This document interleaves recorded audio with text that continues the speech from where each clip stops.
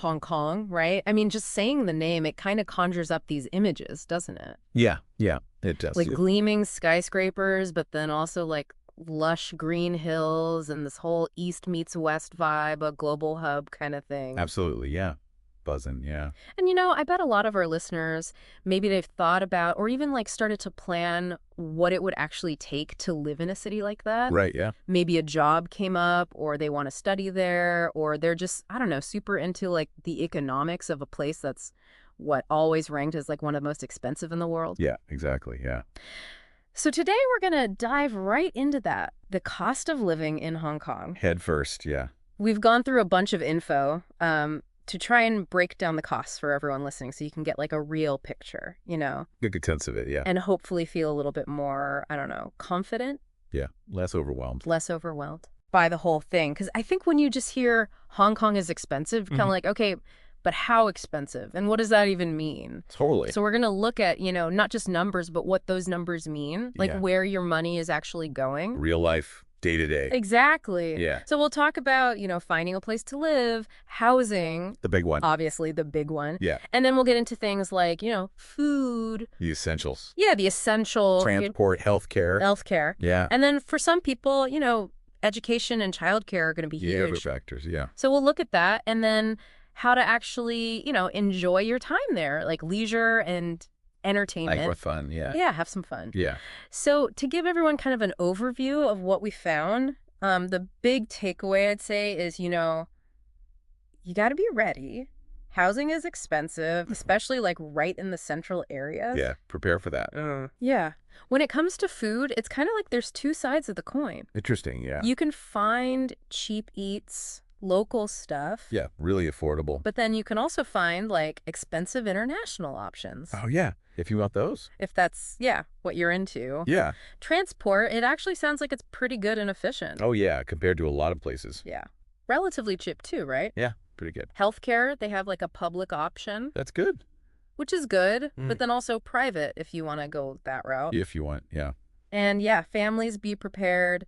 Education and childcare can be hefty, A lot, especially the international schools. especially, yeah. Yeah. So let's get right into it. Yeah, let's do it. Housing, accommodation, everyone's favorite topic when they talk about Hong Kong. Yeah, right. The info we looked at, one thing is clear. If you're thinking about living there, the rental market is competitive. Very, very competitive, yeah. Yeah. It sounds like just finding a place is an adventure in itself. It really is, yeah. I Yeah. mean, land is just incredibly scarce there, so that drives up prices, obviously. Yeah, that makes sense. Right. And there's huge demand. Always, yeah. Always high demand, yeah. So you end up with smaller spaces than you might be used to. Oh, yeah. And those spaces come with a hefty price tag, Oh, yeah. especially in those, like, desirable areas. The central areas everyone wants to be. Exactly, yeah.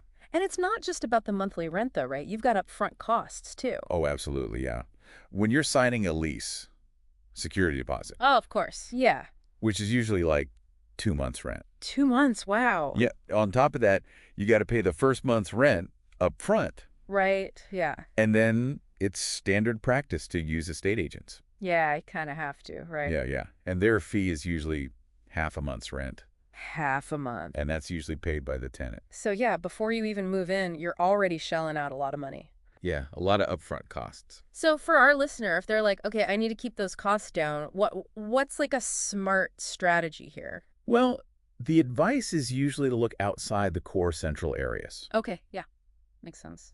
Like slightly further out, you might find more affordable rentals. Right. But the thing is, you got to consider the trade-off. The commute, yeah. The commute, exactly, yeah. The time it takes, the cost of transport. Totally. So Yeah. you got to weigh it up. Are the savings on the rent worth the extra transport cost and time? Yeah, that's a good point. Okay, now, longer term thinking here, some people might be thinking about, buying property, but it doesn't sound cheap there either. Oh, no, definitely not. Right. Hong Kong's property market, it's consistently ranked among the most expensive globally. Oh, wow. Like even what would be considered, a modest apartment in other cities in Hong Kong, the prices are they're astronomical. Astronomical. And then beyond the price, you got to factor in the deposit. Banks require a huge deposit. A huge chunk, yeah. Huge percentage of the property value. And then you've got the additional costs, stamp duty, legal fees, agent commissions. It just adds up. It all adds up, yeah. It's a massive, massive financial undertaking. Yeah. Okay, let's shift gears a bit. Okay. Let's talk about students. Yeah, students. People going to Hong Kong to study. What are their housing options and what kind of budget should they be thinking about? So for students, usually it comes down to like university-provided halls of residence or private rentals. Okay. Halls are generally the most budget-friendly, Right. Yeah. Makes sense. costing maybe around 5,000 to 15,000 HK dollars per semester. Per semester. Yeah, per semester. Okay. But of course, demand is super high. Yeah, everyone wants that. Everyone wants in. Yeah. Yeah. Private rentals, you get more flexibility. Yeah, you get to choose where you want to live. Yeah, location type of place. Yeah. But they are more expensive. Okay, how much more expensive are we talking? We could be talking like that same 5,000 to 15,000 range, but per month Oh, wow. rather than per semester. That's a big difference. Big difference. Yeah. Makes those dorms look pretty good. Yeah, doesn't it? Yeah. The source also mentioned subletting Okay. as a Yeah. way for students to, maybe save some money on housing. Only costs, yeah. Yeah, but they emphasize make sure it's legal. Right, make sure it's all above board. Yeah. And that the person you're subletting from is reliable. You don't want to get scammed. Exactly. All right, well, all this talk of housing has got me thinking about groceries. Yeah, right. So let's talk about food, eating, all that good stuff. Let's get into it. What are the expenses like? It seems like it can vary quite a bit in Hong Kong. Yeah, it really can. Groceries, it's surprising. They can be expensive. More expensive than you might think. Yeah, especially if you want imported brands. Yeah, those familiar things from home.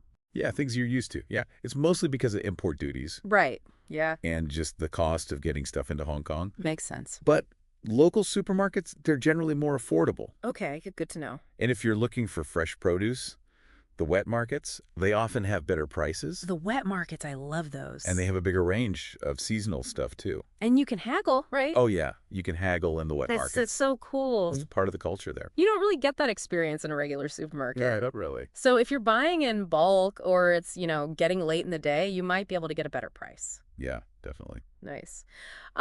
So what are we talking about? What are like the average grocery costs? So the info we have, it gives some rough estimates. Okay.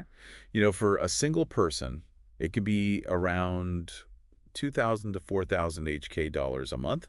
Okay. For a couple, 4,000 to 7,000. Right. And a family of four, 7,000 to 12,000, maybe more. Right. But, it really depends. Yeah, on how much you eat, what you buy. What you eat, how often you cook at home, Yeah. local versus imported, all that. Makes sense. Now, let's talk about eating out, because that's like a huge part of Hong Kong culture, right? It is, yeah. And it sounds like there's something for everyone's budget. Oh, yeah, definitely. So you've got like, the super affordable, iconic cha chan tangs. Ah, the cha-chan tangs, yeah. Those like Hong Kong style cafes. Yeah. Where you can get, a mix of Western and Cantonese food. Yeah, comfort food. Yeah, really cheap. Super cheap, like 50 to 80 HK dollars for a meal. That's amazing. And then you move up to mid-range restaurants, Okay. maybe 200 to 400 per person. Okay. And then, of course, you've got the high-end places. The fancy stuff. Yeah, yeah. Yeah. Which can easily cost you 800 HK dollars or more per A person. person? Yeah. Wow. And just a reminder, there's usually a 10% service charge Yeah. Good to know. at most restaurants. At pretty much all of them. Yeah. Yeah, keep that in mind. Yeah. And there's a tip in here about lunch sets, right? Like they're usually cheaper than dinner. Oh, yeah. Good tip. So that seems like a good way to kind of enjoy, the food scene Without going overboard. totally. Yeah. A lot of places have special lunch menus, cheaper prices. Smart. Yeah. Popular with the locals and, people watching their budget. Yeah. Yeah.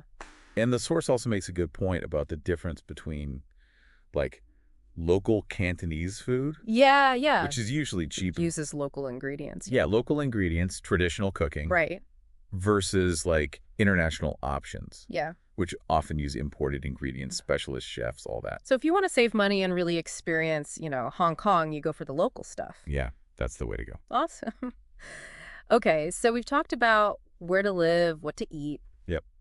Now, how do we actually get around this crazy, dense, and exciting city? Yeah, right. What about transportation costs? Well, here's the thing. Okay. Compared to other big global cities, Hong Kong's public transportation is actually really good. Oh, that's good to hear. Yeah. Yeah. Efficient and relatively affordable. They've really invested in it, haven't they? Yeah, the government's put a lot of money into the infrastructure. Yeah. So it's a convenient and cost-effective way to get around for most people. Nice. Okay, so break it down for us. What are the options? We got to talk about the MTR. Okay, the MTR, the Mass Transit Railway, yeah, it's like the backbone of the city. Right. It's fast, it's reliable, covers most of the key areas. They go over? Yeah. Yeah, Hong Kong Island, Kowloon, new territories. But I bet it gets crowded, right? Yeah, during peak hours, it can get pretty packed. But still a great way to get around. Very efficient. Yeah, yeah. And then you've got the buses. Okay. Huge network of buses. Reach everywhere. They reach pretty much every corner. Wow.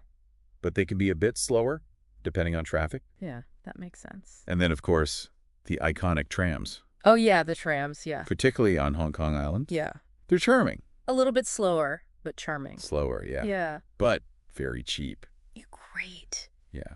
Yeah. And we can't forget the ferries. Oh, the ferries, right. Yeah, essential for getting to the outlying islands. And probably great views. Oh, amazing views. Yeah. So it sounds like they really have like a well-connected system. Yeah, really well integrated. And I remember reading about a payment card, right? That makes using all these different things easier. Yeah, the octopus card. The octopus card. Essential for anyone living in Hong Kong or even visiting. Okay. It's a reloadable, contactless smart card. Okay. So you could use it to pay for the MTR, buses, trams, ferries. Oh, wow. So it covers everything. Pretty much everything, yeah. Yeah. It makes it super easy. Yeah, it makes it simple. Yeah, you just tap in, tap out. Okay, so what about costs? You know, daily or monthly? So a single journey on public transport may be around 12 HK dollars. Okay. Obviously depends on the distance. Right, how far you're going. Yeah, and what you're taking. And if you're a commuter, someone who uses it every day. If you're commuting regularly, yeah, you can get a monthly pass for the MTR. Okay. That's about 500 to 600 HK dollars. That's actually pretty good. Yeah, especially compared to other cities. Yeah, some places, those monthly passes are crazy expensive. Oh, yeah, much more expensive. Okay, so that's good to know. Now, what about taxis? You know, for those times when you need to get somewhere fast or it's late at night. Yeah, taxis are everywhere in Hong Kong. Sure. You can always find one, Yeah.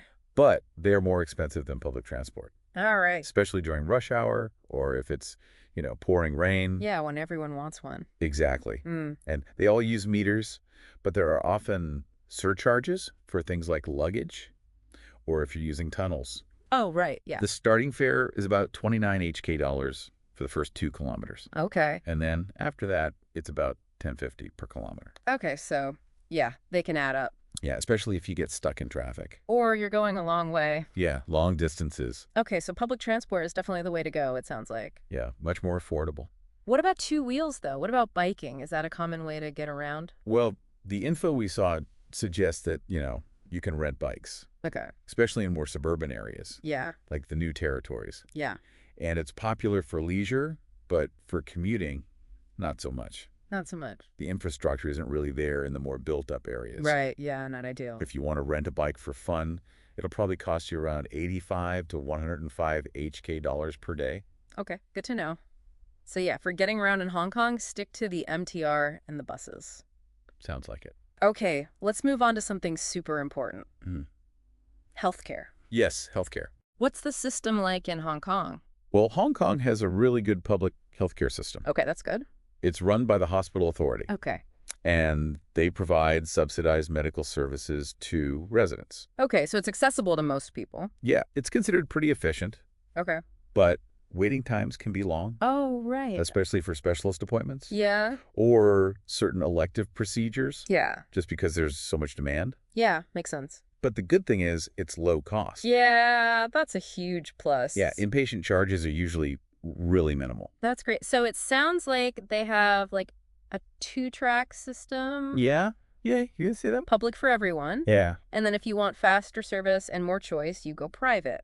Yeah, exactly. Okay, so for people who, value that immediate access or more options, what about private health insurance? Private health insurance is pretty common. Okay. Private hospitals, private clinics. Yeah. They offer shorter wait times. Right. More personalized care, Yeah, makes sense. but it does cost a lot more. Yeah, of course. There are a bunch of international and local insurance companies Okay. offering all sorts of different plans. And so what are the things people should be looking at when they're, comparing these plans? So the main things are geographical coverage. Okay. Does it cover just Hong Kong, or does it cover you overseas? Right. What's the deal with pre-existing conditions? Yeah, that's important. Really important. Yeah. And which hospitals and doctors are in their network. Right. So you got to do your research. Yeah, for sure. Yeah, compare different policies. Okay. And what about just general cost ranges for different services? Well, it really depends. Yeah, as always. Public or private, big difference. Yeah, yeah. So a consultation at a public hospital, the outpatient clinic, maybe 100 to 200 HK dollars. Okay. Seeing a general practitioner, a private clinic, could it be 500 to 1,500 or more? Oh, Yeah. yeah. And if you need a specialist privately, that could be 1,000 to 3,000, maybe even more per consultation. wow. So yeah, big price difference. Yeah. Okay, well, let's talk about families now. Yeah. Those listeners who are maybe thinking about, hey, I want to move to Hong Kong with my family. Yeah. What about education Education. and childcare? Yeah. What are the expenses like? So this is definitely an area where things can get expensive, Yeah. especially when you look at international schools. Right, yeah. Those fees can be really high. All right. Like primary school tuition could be upwards of 120,000 HK dollars a year Wow. and going well beyond 200,000. 200,000 just for primary school. Yeah. And that's just tuition. That's not including, books and Yeah. uniforms and all. You've got all the extras. Right. Uniforms, textbooks, extracurricular But activities. it adds up. Yeah. Now, what about public schools? They must be cheaper, right? Public schools are definitely more affordable, Okay. but getting in can be tough. Competitive? Yeah, very competitive. It's all in Cantonese. Yeah, Okay. the main language is Cantonese. So that might not be the best fit for every family. Yeah, depends on your situation. Right. And, okay, younger kids, not school age yet. Okay. What about childcare? What are the options? So there are a few main types. Okay. Domestic helpers are common in Hong Kong. Okay. So a lot of families employ helpers. Okay. Can be a good option for some, Yeah. but you got to factor in, salary, Right. food allowance, Yeah, yeah. accommodation. You got to provide that for them? It's legally required. Yeah, yeah. Then there are daycare centers. Okay. They can be pricey. Especially if they're connected to, like, an international school. Yeah, especially the international ones. Yeah. Easily thousands of HK dollars a month. Wow. And then there are play groups. Playgroups? Yeah. More affordable, but they usually only run for a few hours a week. Right. Not a full-time solution. Not full-time, though. So finding childcare, it sounds like a challenge in Hong Kong. It can be. Yeah. It's something you got to, really think about. Plan ahead. Yeah, plan ahead, do your research. Definitely. Yeah. And the info we looked at also mentioned other costs, like tutoring. Right. If your kid needs extra help. Yeah, extra help. Yeah. And all sorts of extracurricular activities. Yeah. So you got to factor that in, too. If you want your kid to have, all those opportunities. Yeah. Enrichment and all that. All right. So we've talked about all the essentials. Yeah. Living, eating, getting around, healthcare, education. Yeah. Now, let's talk about the fun stuff. Okay. Leisure. Yeah. Entertainment. Fun. Is it actually possible to enjoy life in Hong Kong without, spending a ton of money? It is. It is. It's definitely possible. Okay, good. It might not be the cheapest place in the world for leisure, but you can enjoy it without breaking the bank. Yeah. It's about being strategic, Yeah. knowing where to find the good deals, Okay. Yeah. prioritizing what you really want to do. All right. So give us some examples. Like, what are we talking about cost-wise? Okay. So if you want to go to the cinema, a movie ticket, probably around 100 HK dollars. All right. A gym membership, monthly membership at a standard gym, maybe 617 HK dollars. Okay. And if you want to play tennis, rent a court for an hour on the weekend. Yeah. Maybe 67 HK dollars. Okay. But obviously those are just averages. Yeah. Just to give people an idea. Yeah, an idea. Depends on where you go, what you're doing. Exactly. Yeah. Yeah. Now, what about Hong Kong's culture? Yeah. There's got to be stuff you can do that doesn't cost a fortune. Oh, yeah, tons of stuff. Right. Hong Kong has a really vibrant cultural scene. Yeah. Lots of festivals, events, Yeah. all year round. And a lot of them are free, right? A lot of them are free, yeah. Like the Chinese New Year celebrations. Oh, yeah. Those are huge. Huge, yeah.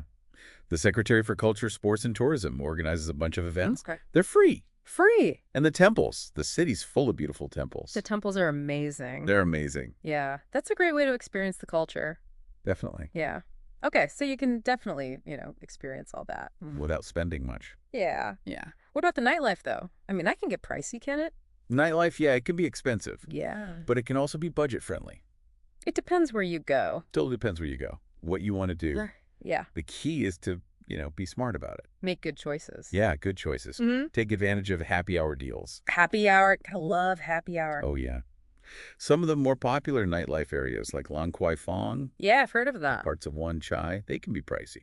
But there are tons of local bars and pubs in other neighborhoods where you can get cheaper drinks. Okay, so you got to venture out a little bit. Yeah, explore a bit. Yeah. Some people even have drinks at home first before heading out. Pre-game, yeah. Yeah, just to save money. Yeah, that's a good strategy. Yeah, it works. Okay, so it sounds like, yeah, with a little bit of planning, you can definitely enjoy the nightlife without going broke.